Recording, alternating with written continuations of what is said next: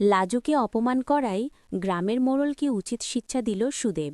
হ্যাঁ বন্ধুরা, কনে দেখা আলো সিরিয়ালের আজকের পর্বে এমনই এক তীব্র টানটান উত্তেজনার মুহূর্ত দেখতে চলেছি।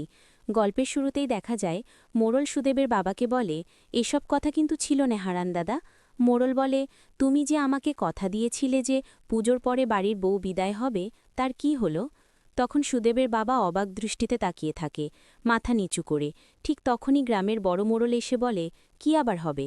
কথার কেলাচলো বাড়ির সবাই হতবাক হয়ে তাকিয়ে থাকে। ঠিক সেই সময় মৌলের ছেলে বলে, তোমার কি এইসব দেখবে? গ্রামের মোড়লের অপমান মানে তো তোমাদেরও অপমান। ঠিক মুহূর্তেই সুদেব বলে, কবে এই জেল থেকে ছাড়া বলতো দেখিনি? বলার তোকে কে এই বাড়িতে ঢুকতে দিয়েছে বলতো? তখন মোড়ল কিছু বলে না।